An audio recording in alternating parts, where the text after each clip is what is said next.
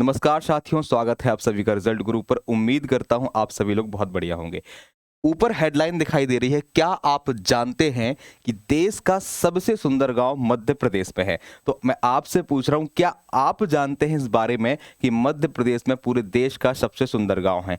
मैं आपको जानकारी देना चाहूंगा कि मध्य प्रदेश के निवाड़ी जिले में जो ओरछा शहर है उसके पास एक गांव है लाडपुरा। ठीक है, एक गांव है लाडपुरा जिसको 2 साल पहले UNWTO यानी कि united nation world tourism organisation के माध्यम से भारत के 3 सबसे अच्छे गांवों में शुमार करके नॉमिनेट किया गया था एक अवार्ड देने के लिए, बेस्ट टूरिज्म का अवार्ड देने के लिए या फिर सबसे अच्छा पर्यटन स्थल का अवार्ड देने के लिए 3 गांवों को सिलेक्ट किया गया था, नॉमिनेट किया गया था। उनमें से मध्य प्रदेश का भी एक गांव था। एक हम तस्वीर देखेंगे और उस तस्वीर के माध्यम से समझेंगे कि मध्य प्रदेश के प्राकृतिक सौंदर्य में क्या क्या चीज आती हैं। देखिएगा, सामने आपको एक तस्वीर दिखाई दे रही है, उसी गांव की तस्वीर है। यहाँ पर एक बोर्ड लगा है, श्री राम राजा सरकार। अब कहीं पर भी श्री राम राजा सरकार वर्ड यूज होता है तो इतना तो हम समझ सकते हैं कि भाई ये बात ओरछा के श्री राम राजा की कर रहे हैं या फिर उनसे संबंधित कोई जगह है। MP टूरिज्म महुआ हिल व्यू होम स्टे का एक बोर्ड लगा है लाड़पुरा, जो कि ओरछा में पड़ता है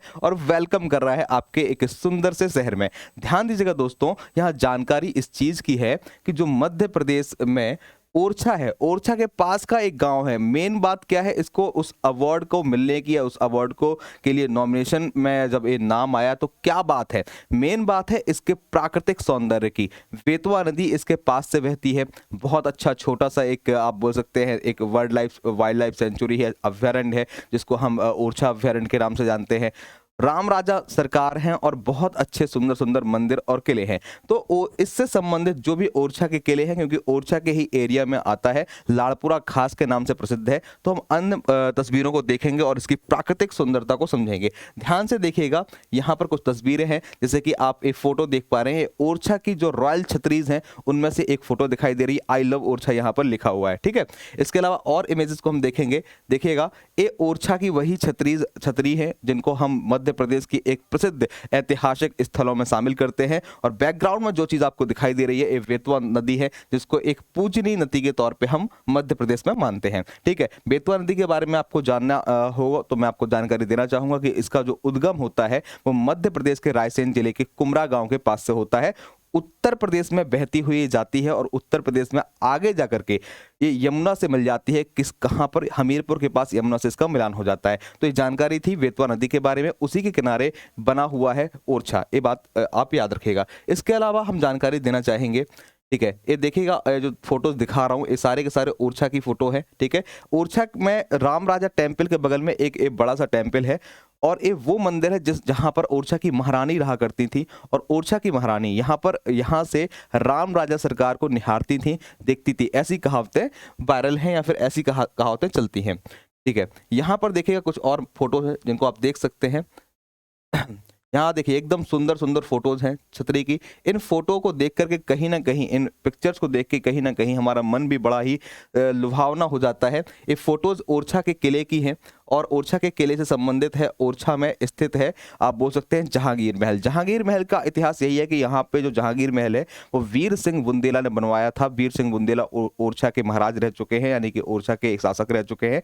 बुंदेला वंश से संबंधित था। वीर सिंह बुंदेला एक वही व्यक्ति है जिन्होंने अबू फजल की हत्या कर दी थी जहांगीर के कहने पर। ठीक है, ये देखिए ओरछा के किनारे क्या बोलते हैं, बेतवा नदी के किनारे का दृश्य है जो कि बड़ा ही सुंदर है। अब आप सोचिएगा, इतनी सुंदर जगह है, ठीक है, ओरछा इतनी सुंदर जगह है और ओरछा के पास यदि इतना अच्छा नेचुरल सिस्टम है, इतना अच्छा प्राकृतिक सौंदर्य है, तो क्यों उसको अवार्ड नहीं मिलेगा। ठीक है, या क्यों उसको नॉमिनेट नहीं किया जाएगा। बिल्कुल चांसेस थे और बिल्कुल सही किया है, इसको नॉमिनेशन हुआ है। ये ओरछा के किले की फोटो है। ठीक है, एक रॉयल छतरीज की तस्वीर दिखाई जा रही है। एक इंपॉर्टेंट टेम्पल है, इसको चतुर्भुज मंदिर कहते हैं। ओरछा में ही स्थित है, थोड़ी सा हाइट में स्थित मंदिर। आप खुद देखिएगा, एक सौंदर्य स्मारक है, बड़ा ही सुंदर मंदिर है, इसको हम बोलते हैं चतुर्भुज टेम्पल। ठीक है, याद रखिएगा। चलिए आगे और देखेंगे हम।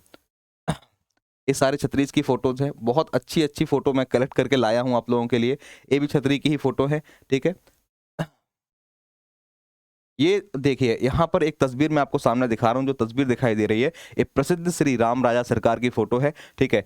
ये जो तस्वीर है ओरछा के जो सबसे प्रसिद्ध मंदिर है उसकी फोटो है, ठीक है। बहुत से लोग धार्मिक रूप से या फिर धार्मिक मान्यताओं के आधार पर यहाँ पर हर अमावस्या और पूर्णिमाओं में दर्शन करने के लिए जाते हैं। इसके अलावा जानकारी देना चाहूँगा कि भारत का ये एकमात्र मंदिर है, भारत का यह एकमात्र मंदिर है जहाँ पर श्री राम राजा के रूप में विराजमान है। बहुत सारी जगह राम जी को अलग अलग रूप में विराजमान किया गया है, राजा के रूप में विराजमान सिर्फ एक ही है, इसलिए इनको इसका नाम है श्री राम राजा सरकार। राम राजा सरकार राजा के रूप में विद्वान एकमात्र मंदिर है जो कि ओरछा में पड़ता है, याद रखिएगा। और ओरछा कहाँ पर आता है? मध्य प्रदेश के निवाड़ी जिले में आता है। पहले ये टीकमगढ़ जिले में आता था, लेकिन जब से निवाड़ी जिला अलग हुआ है टीकमगढ़ से 2018 के बाद से अब ये निवाड़ी जिले में आता है, ये बात आपको याद रखनी है, ठीक है। इसके अलावा हम आपको बताना चाहेंगे कि कई बार ये जनरल नॉलेज का प्रश्न है कि ओरछा की स्थापना किसने की थी। तो ओरछा की स्थापना 16वीं शताब्दी में लगभग 1501 के टाइम पे वहां के राजा थे, बुंदेला वंश के शासक थे। कौन थे? रुद्र प्रताप सिंह बुंदेला, इन्होंने स्थापना की थी ओरछा की। तो दोस्तों ये जानकारी थी ओरछा की, और ओरछा के अलावा और थोड़ी सी कुछ फोटोज देख लीजिएगा। एक वापस से उसी टाइप की फोटो आई है, और ये लालपुरा विलेज की है। खैर लालपुरा विलेज ऐसा नहीं कि बहुत बड़ा कोई गांव है, छोटा सा गांव है, लगभग 1000 लोग रहते होंगे इस गांव में। लेकिन मेन जो सुंदरता है वो ओरछा के वजह से है। ओरछा के कारण बहुत अच्छे अच्छे यहाँ पर होम स्टे बना दिए गए हैं, छोटे छोटे से गार्डन बना दिए गए हैं।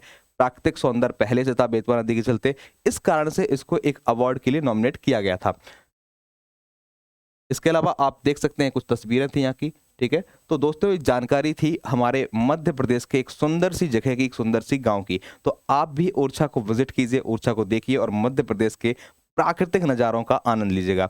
जानकारी दोस्तों यदि अच्छी लगी हो, बढ़िया लगी हो, तो वीडियो को लाइक करिएगा, शेयर करिएगा, हमारे चैनल को सब्सक्राइब करिएगा। Thank you. जय हिंद, जय भारत।